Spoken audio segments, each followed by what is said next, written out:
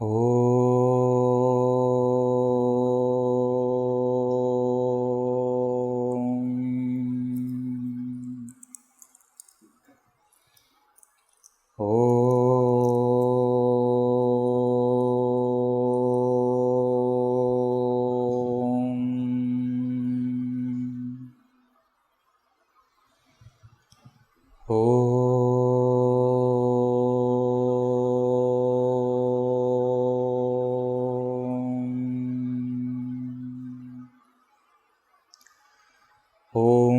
सहना भवतु सहनौ भुनक्तु सह वीर्यं करवावहै तेजस्विनावधीतमस्तु मा विद्विषावहै। ॐ शान्ति शान्ति शान्तिः। ॐ श्री गणेशाय नमः। ॐ श्री सरस्वत्यै नमः। ॐ श्री गुरुभ्यो नमः। श्रुतिस्मृतिपुराणानाम् आलयं करुणालयं नमामि भगवत्पाद शङ्करं लोकशङ्करं। समस्तजनकल्याणे निरतं करुणामयं नमामि चिन्मयं देवं सद्गुरुं ब्रह्मविद्वरम्।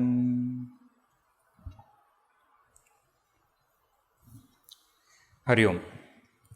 So till now we have seen Pujya Gurudev's life journey, starting from Kerala, how he went to study his masters in Lucknow, then he joined the freedom struggle, was arrested, fell ill, then was thrown out of the jail. A Christian lady took care of him, till he came back to normalcy.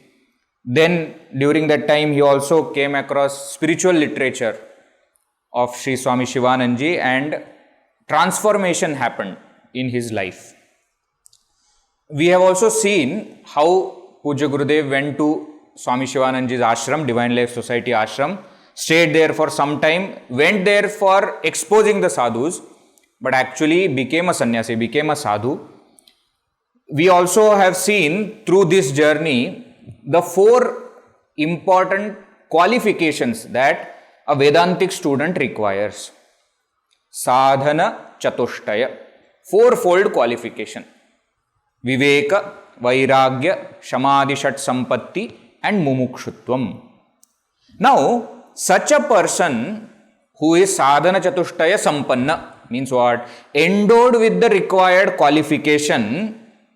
Such a person, what does he do? He goes to the next stage of life, and that is renunciation, sannyasa.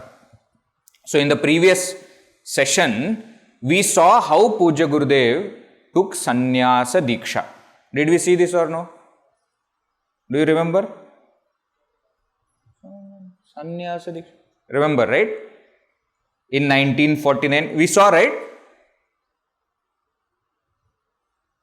So under Swami Shivanandaji Maharaj's grace, Pujya Gurudev also took sannyas diksha, and he was named Swami Chinmayananda Saraswati. Right? We concluded last session, if I remember correctly, with a video, a short 1-minute video showing the 2 masters, Sri Swami Shivanandaji and Swami Tapovanji Maharaj. And we also saw that Swami Shivanandaji wanted Pujya Gurudev to go and study under Tapovanji Maharaj. Correct? So that is where we stopped, from one master to the other. Correct? So now we will begin from where we have left. Sri Swami Tapovanji Maharaj. He is called Himavat Vibhuti. He is a glory of Himalaya. He is a very well-known sadhu, and the saints, sages who stay in Himalayas, every single one knows Swami Tapovanji Maharaj for 2 reasons. One, he was a great scholar. It is said that Shankaracharya's commentaries, Bhashya is there, on Upanishads, on Bhagavad Gita, on Brahma Sutra. The entire Bhashya on all the 10 Upanishads, Bhagavad Gita and Brahma Sutra was by heart to Swami Tapoji. Kanthastha. He could say any line from the Bhashya. That was his scholarliness. So many great saints also used to go to Swami Tapoji Maharaj to clarify their doubts, to ask for further guidance, etc. That is one reason why Swami Tapoji Maharaj was, very well known. The second reason was his vairagya or sannyasa. In one of the articles of Swami Shivananji Maharaj, who is writing about Tapoji, and he says that sannyasa, if you want to know what is sannyasa, what is renunciation, look at Swami Tapoji. This is renunciation. How a sannyasi should live, that's how Swami Tapoji Maharaj used to live. Stories are there where it is said that he used to live on bhakri. Bhakri, bhakri means hard roti. Chapati that we eat here, very hard one, that generally they eat in Punjab and North, etc. He used to eat half of it. He used to, crumble that whole thing, put in dal. Gurudev describes that dal used to be such where you have to jump into it and search for dal. It used to be only liquid. That they used to call dal. And he used to soak it in that. And that half of that he will eat for 1 week. That much only. That much only was his intake, food intake. So he was literally renunciation incarnated. Our Swami Tejomananji, our Pujya Guruji, he has written 4 verses on Tapoji Maharaj. In one shloka he writes that vairagya, dispassion, detachment, was searching for his home. And he didn't get anywhere, therefore he resided in Tapoji Maharaj. That's what Tapoji Maharaj was. A great scholar and a great saint. Swami Tapoji Maharaj was born in this very holy land of Kerala, in Palakkad, in 1886 on Margashirsha Ekadashi. Just recently got over. We also, I had mentioned to you last time, it is celebrated now as Gita Jayanti. No, not now. It is always been celebrated as Gita Jayanti. Now we also celebrate it as Tapovan Jayanti. Because Pujya Swami Tapoji Maharaj was born on this day. His name when he was born was Subramanya. And Subramania's parents were Balamba and Achyutan, both the parents, and he was born in a very rich family. It is said they were one of the richest in the whole country at that time. Country means their Kerala country, same. Whole place, they were the richest, it is said. It was a palatial house, huge house they had, but Tapoji Maharaj didn't have any value for that material prosperity. His interest from childhood was in something else. He was a very bright student. He used to love languages. Therefore, we can see that he was, very well versed in Malayalam, Sanskrit, English, in all the languages. He used to write also for some journals in English, Malayalam, etc. And he was an exceptional student, actually speaking, but he was not interested in the subjects that were taught in school. So he took a break on himself, and some teachers, used to come home and teach these languages to him, and he learnt like that. When he was very young, his parents passed away, his father passed away, and he had a younger brother to take care of. So he stayed at home to take care of this younger brother, though he never wanted to be at home. So one story goes that in that huge palace which they had, near the main entrance, there was one small hut. Generally the guards, etc., when huge palace is there and boundary is there, the guards, etc., stay in that small hut, at the entrance. Tapoji Maharaj used to stay there. Whole palace is his, but he used to stay in that quarter, small quarter, and he used to finish his duties for whatever is required to take care of the house, but he used to spend lot of time alone in forest. Close by forest area which was there, used to just go for a walk, keep reflecting on spiritual ideas. So he was an exceptional student, very different from Gurudev's biography. If you see, Gurudev was a very naughty child, no interest in spirituality in childhood, atheist he was. Whereas Tapovan Ji Maharaj, we see from childhood, he was very inclined and very evolved spiritually. From childhood only he was. In Srimad Bhagavad Gita, 6th chapter, there is a concept of Yoga Bhrashta, which is explained that sometimes a yogi who is of very high stature, is evolved a lot in spirituality, but before he realizes, by some reason, he has to end his life. He dies. Then such a very high level yogi is born as Yoga Bhrashta in the next life. And there Bhagavan Shri Krishna says, two types of Yoga Bhrashtas are explained. In one he says, Shuchinam Shrimatam Gehe Yoga Bhrashta Abhijayate. Such a person is born in a very rich and noble family. One of the examples of this Yoga Bhrashta is Sri Swami Tapovan Ji Maharaj. Right? So he was very spiritually evolved from childhood, and as he grew, he became even more, focused at what he wants to do. So he left home quite early and continued, living a life of a sannyasi. He went to different ashrams and studied Vedanta. One of the main persons from whom he studied was Swami Santyananda Saraswati. This Swamiji actually later on became the Shankaracharya of Dwaraka Pitham. Dwaraka Pith Shankaracharya, this Swamiji became, and Tapovan Ji Maharaj was his student. So wherever Swamiji used to call, he used to go. So after completing his duties towards his family, towards his younger brother, Swami Tapovan Ji Maharaj left his home. And it is said that once he left his home, he never came back. He never came back to his house. He went to different places in Gujarat, in Delhi, etc. And with this Swamiji, Swami Santyananji, he used to stay, used to study scriptures, etc. Then he took Brahmacharya Diksha. His name was Chidvilas. The auditorium that we are sitting is called Chidvilasa. So Chidvilasa was his name, Brahmacharya name. And later on he took Sannyas Diksha also from same Swamiji. And he took Sannyas Diksha twice. It's called Vividisha Sannyasa and Vidvat Sannyasa. I won't go in too much technicality, but simple way to understand is, Vividisha Sannyasa is when you want to know the truth. You want to know the self with that wish, with that desire to know Vividisha. When you take up to the path of renunciation, it is called as Vividisha Sannyasa. So what Pujya Gurudev has taken is called as Vividisha Sannyasa. Now once the person realizes, he can take sannyasa again.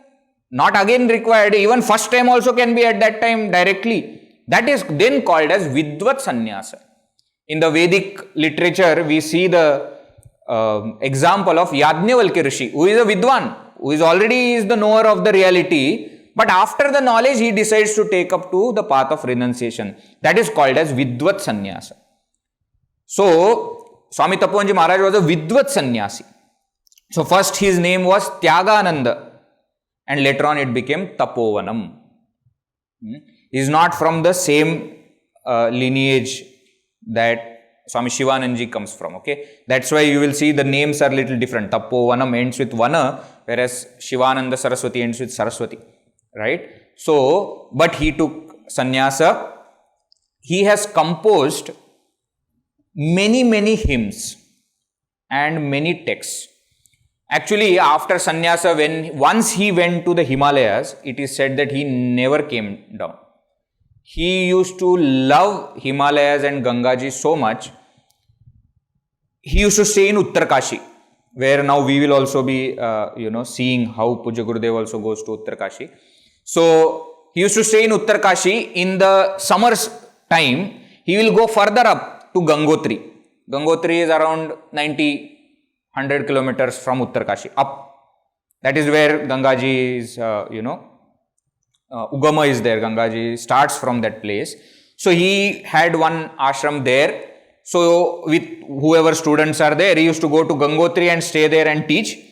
And in winter, he used to come down to Uttarkashi. And some rare occasions, he used to come to Rishikesh to meet Mahatmas like Swami Shivananji, etc. But below that, he never came. One very touching story is there, which Pujya Gurudev narrates.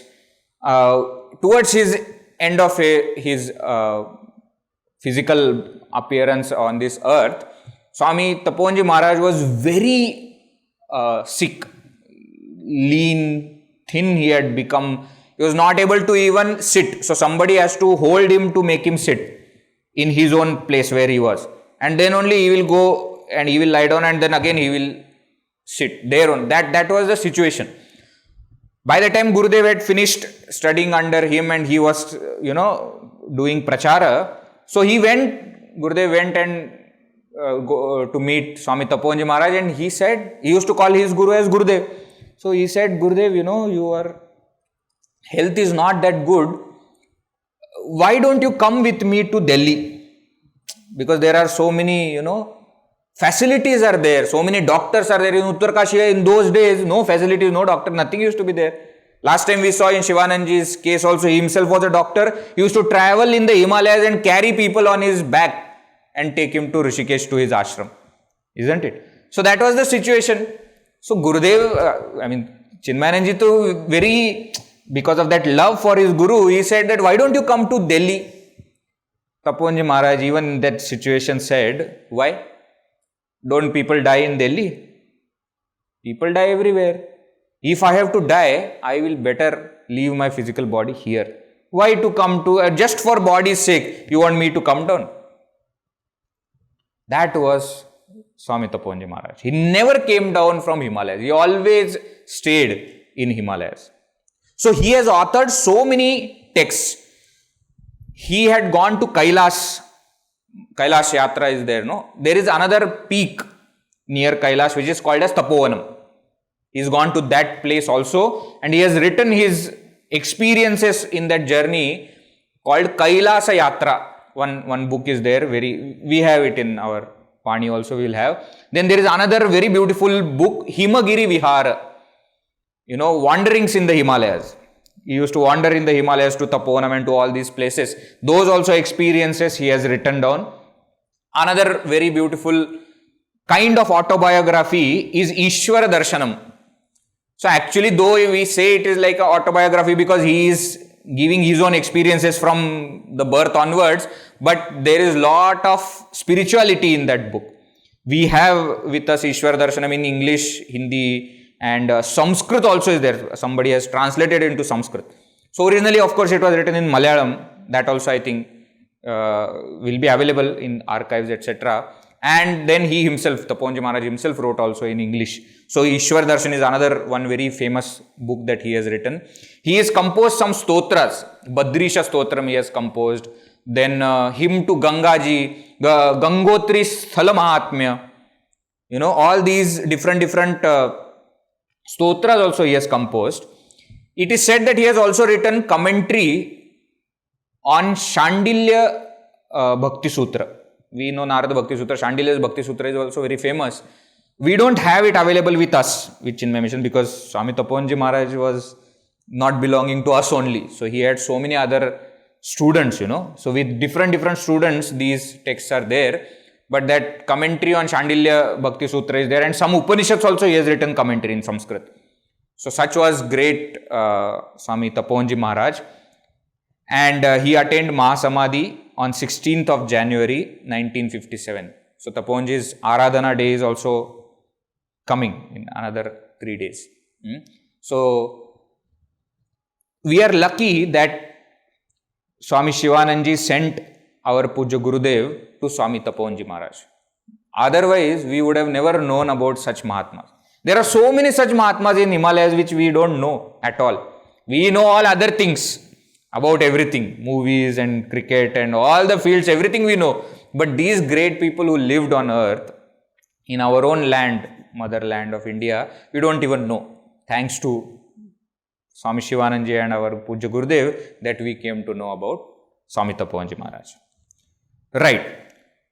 Now, once You have sadhana chatushtaya, you are endowed with the fourfold qualification and has taken to the life of renunciation, sannyasa. The immediate next step in Vedanta is Guru Upasadanam. Guru Upasadanam literally means approaching a Guru. Approaching a master means what? With the attitude of surrender, you approach that master in order to learn Vedantic concepts, Vedantic knowledge, the self-knowledge from that Guru. So Puja Gurudev, because Swami Shivanandaji said, he went to Swami Taponji Maharaj. Very interesting story is there. Those who have seen the movie know the story. So from Rishikesh, where Swami Shivanandaji was staying and Gurudev was, he was sent to Uttarkashi. Uttarkashi is further up. Now by car etc. with good roads, it takes around 4.5 hours. In those days, no roads, nothing. So you have to walk. And there are so many mountains. You have to climb the mountain and come down and then walk like that. In that tough situation, Gurudev says for 1 week he walked from Rishikesh to Uttarkashi. And he reached. He already had met Taponji Maharaj. We have seen also when he went for Chardham Yatra, he had met. He had taken permission also from Taponji Maharaj to take sannyasa. So when he went there, he prostrated and he said that I have been sent by Swami Shivanandaji.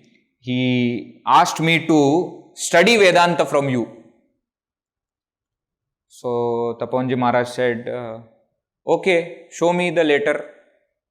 Some letter Shivanandaji Maharaj must have given, no? That I am sending this so and so. So Gurudev said, no. Said, okay, then go and get the letter. See, we would have either got angry on that person. From here we go to Shivashri, and if we have to come back, still we are angry. Gurudev has walked for 7 days up and down in the Himalayas, gone there, knows the person, still he says that go and get the letter.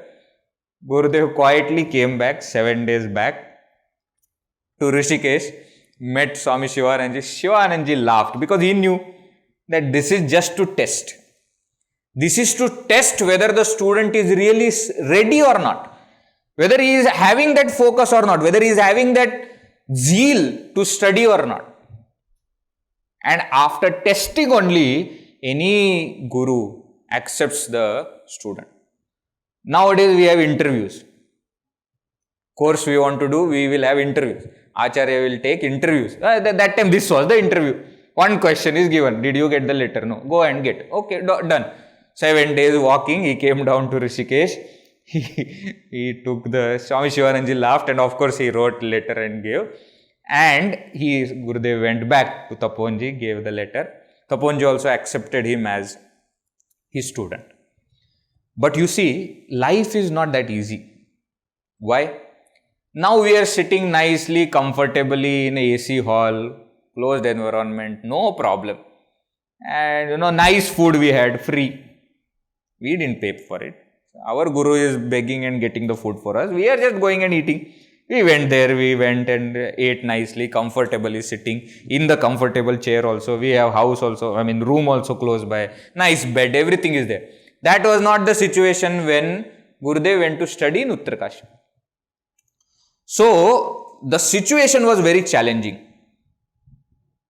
Why? Number one, because of the climate. Uttarkashi, though we say that it is below Gangotri, but the climate is very cold. I have gone multiple times to Uttarkashi.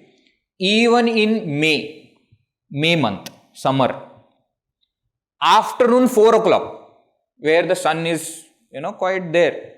Even at that time, you cannot touch Gangaji's water. That much cold water is there. In summer afternoon. Now you imagine winter mornings. But Gurudev used to stay in such extreme situations. And you see the hut in Gangotri when they used to go and study. The hut was 9 feet by 5 feet by 4 feet. And 9 feet is length, okay, not height. So here you see very rare picture of Gurudev entering See how small is the hut. This is the hut where study used to happen. This is another place in Gangotri only. And you see how Gurudev has to go like this. That much only. This much small. In one place Gurudev writes that my feet, because Gurudev was very tall also, isn't it? So his feet used to come out of the hut in that cold winter. But he stayed. So he has to go and beg for Bhiksha. His usual day will start at 3 a.m. in the morning. He'll go and take bath in icy cold water of Gangaji. Whether it is Gangotri or Uttarkashi, in both places. Twice a day he has to take bath there. He has to do other work in the ashram, attend classes, study a lot, beg for Bhiksha and eat that. In such difficult situations, Gurudev studied. See, sometimes because we get everything readily available, we don't understand the value of it. Gurudev actually went through such hardship and he didn't want his students or other people to go through such conditions. Why? Because he said everybody may not be ready for it. That doesn't mean they should not get spiritual knowledge.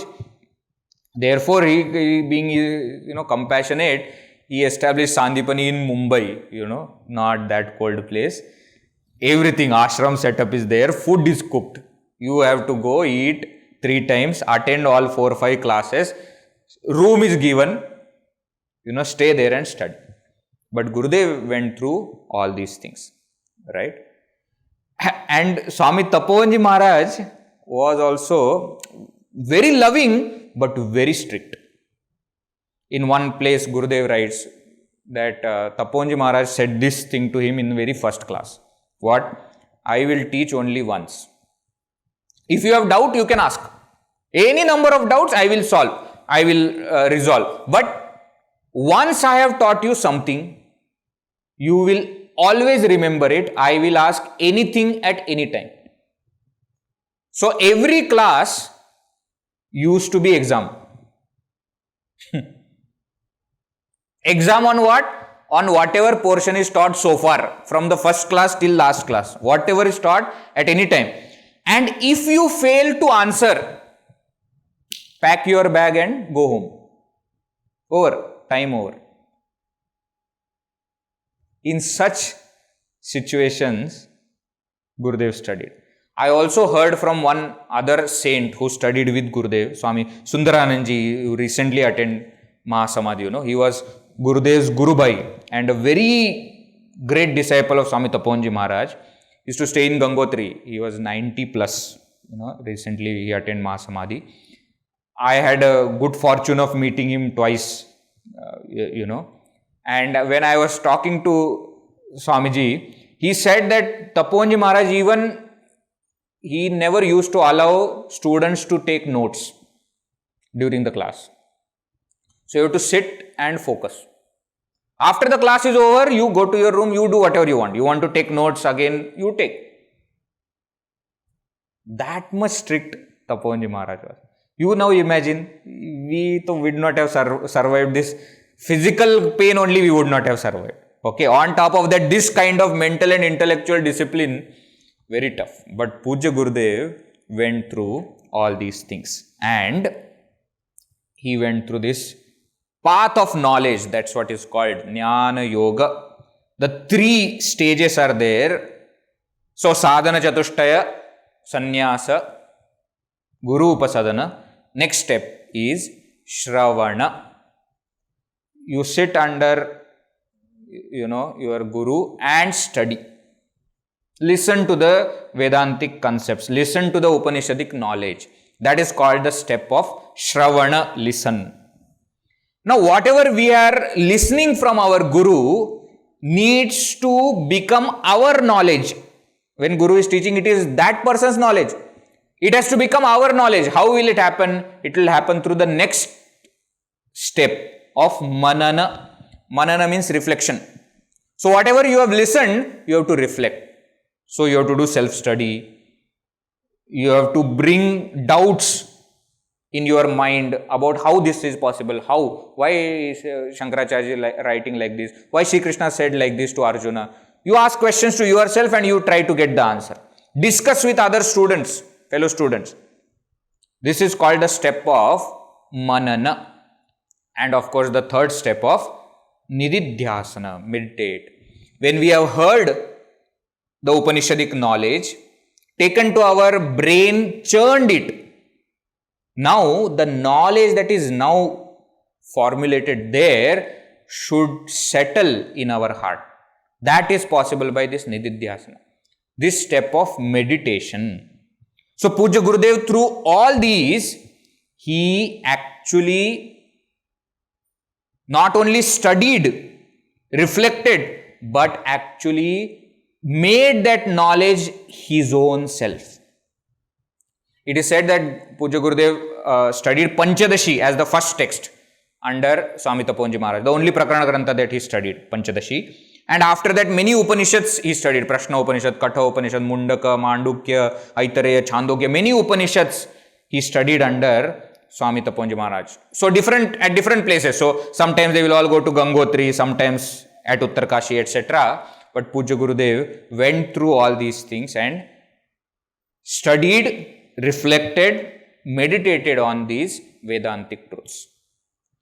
When we listen to Pujya Gurudev's talks, one thing that strikes us is his profound knowledge. I have seen so many talks of Pujya Gurudev, I have never seen him with notes. He will only have book. Book is the text that is going on. He will take that, read the verse, he will make everybody repeat, keep the book like this and he will talk.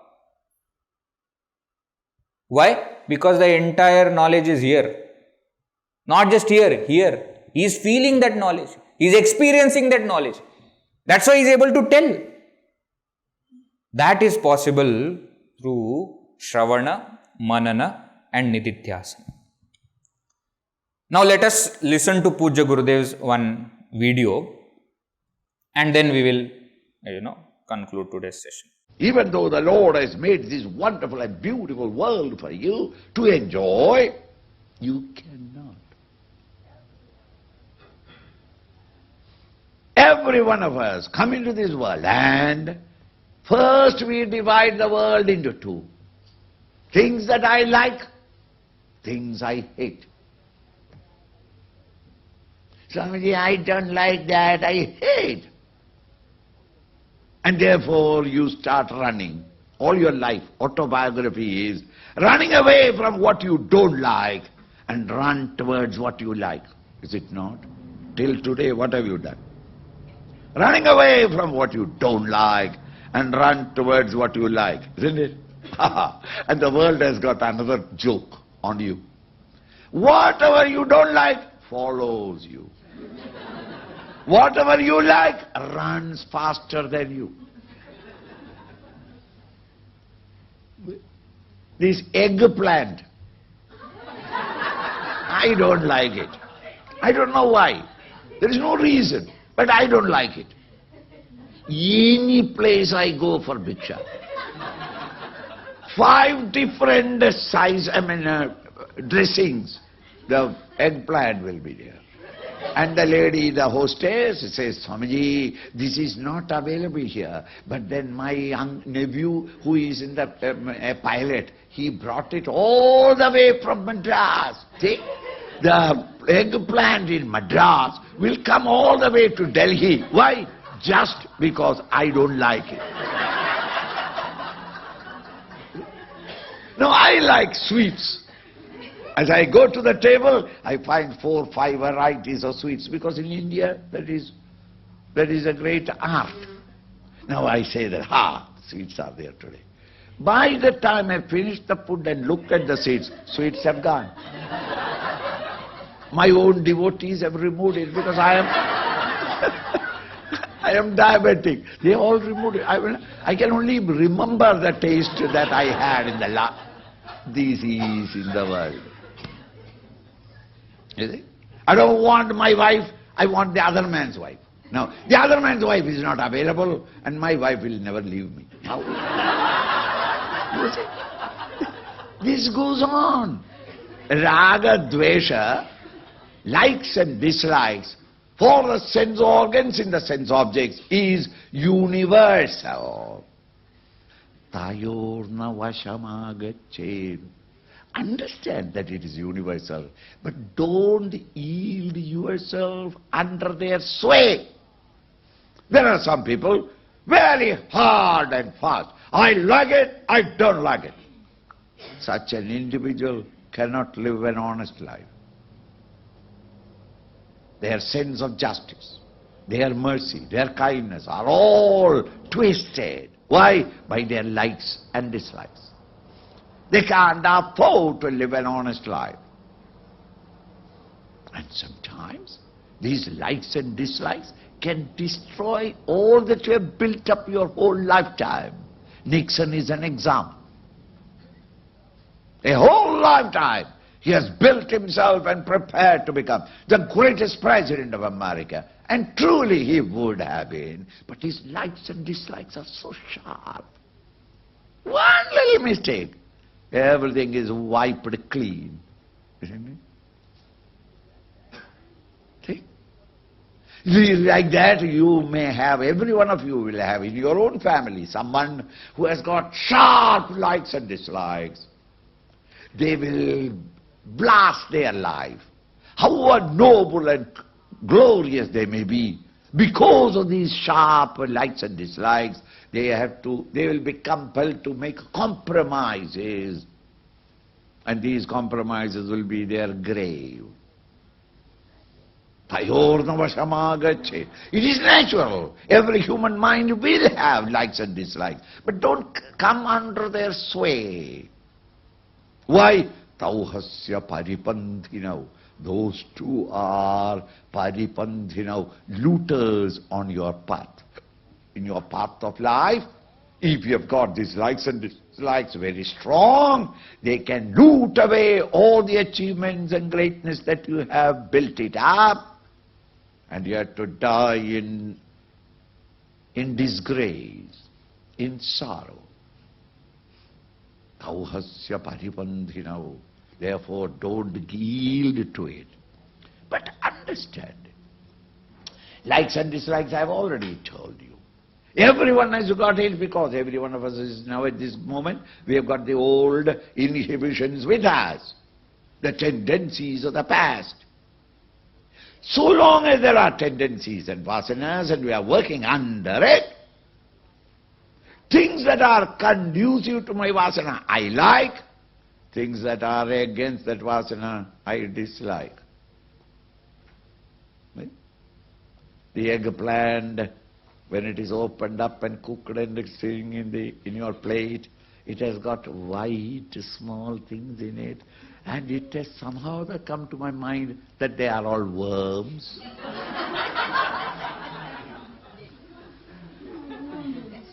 Therefore my disgust for it. And I see everybody enjoying, beautiful. Woo! Now how did I get it? It is my vasana. Think.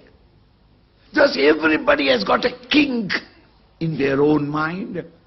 And those that are conducive to that kink, I love it. Smoker loves cigarette because he has got the smoking habit. So long as you have got vasanas, you will have likes and dislikes. But don't come under their sway, meaning don't live according to your own vasanas. Try to fight it out and change the vasanas. So we said the difference between him and us is he could easily adjust to that situation that he was in, tough situation, climatic situation and other situation also, and still focus on studies. Why? Because less likes and dislikes. That's the point. We have such clear likes and dislikes. So much, not only I like tea, but I like what kind of tea, how much water, how much hot it should be, how much sugar, how much tea powder, how much milk. Everything is so strict, so sharp, as he says. Therefore, it is difficult for us to adjust. Sadhus have Very less likes and dislikes. Vairagya, that's what is called Vairagya. Vairagya means with or without. With tea, without tea. With food, without food. With bed, without bed. They are same. That kind of attitude we have to bring in us. Then we will be able to raise ourselves to that level. Now Pujya Gurudev, went through such strict discipline for that. And see, he was still a student. So there was lot of testing happening. Another famous story which is also there in the movie is, once Swami Taponji had given some work to Gurudev, and that was to wash his clothes. And that time, they wash means go and take the clothes to the Gangaji, wash there, and bushes will be there, trees, bushes. On that they used to keep it for drying. So one day Taponji Maharaj came and saw that his dhoti was torn in between. So he called Gurudev, Chinmayananji, and he said, "You torn my dhoti."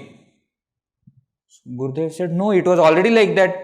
When I took from you, it was already like that." He said, "You liar. You first of all don't take care of this and then you lie.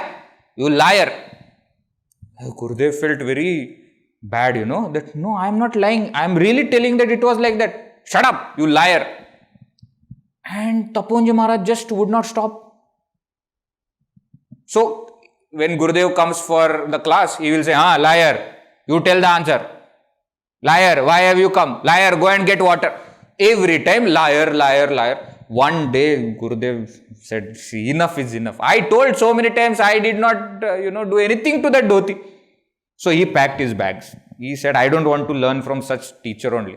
And he started to go. So one elderly student was there, little senior. He came and he said, don't go, he is testing you. He wants to test how is your ego. See, likes and dislikes are born because I think I am something. No, that ego is the birth for everything. That ego only Taponji Maharaj wanted to hit. So when the senior student said like this, then Gurudev also understood, so he stayed. So next time when he went to the class and Taponji said, "You liar," Gurudev smiled and said, "Yes, I am a liar, learning from another liar that this whole world is a lie." Vedanta. Then Taponji smiled, and afterwards he never called him liar. Taponji knew that he has not torn the dhoti, but he was testing. I am saying the situation is, you try to understand how it was. Another very beautiful story is, one day some king or somebody came to meet, king of Tehri, that region, came to meet Taponji Maharaj and brought lot of laddus. Now you imagine those who are living on bhiksha. Suddenly they see somebody getting laddus to Gurudev. What would have happened? Their entire attention. We are not even living on bhiksha. We are getting nice food. Still something comes inside only we are seeing. That is coming inside. We know that whoever is God will give it to us. So he gave this laddu box to Taponji Maharaj, and Taponji Maharaj asked one student to keep it inside the room. Generally, Taponji Maharaj would bring, whatever is there. He did not bring that laddu out. Evening class over. Students are still seeing. Now laddus will come out. No. Next day, both classes over. Laddus are not coming. 2 days, 3 days, 4 days gone. Students are like, what is happening? Entire attention is on laddus. Then finally they said that I think Taponji Maharaj, finished the entire box. Students, you see, that's how we will think. After 7-8 days, Taponji Maharaj called one student and said, get that box of laddus from the room and put it in the Ganges. The laddus are all like that only, rotten of course, because of so many days they have gone, not eaten, but he said, put it in Gangaji. Why? He said, because leaving Vedanta, our entire focus is on what? Laddu. Then you will not get it. When you least want it, you will get it at that time. Question is not whether you eat laddu or not. The question is how much you long for it, how much you crave for it. If that is more, then you will not get it. And even if you get it, it is not worth it.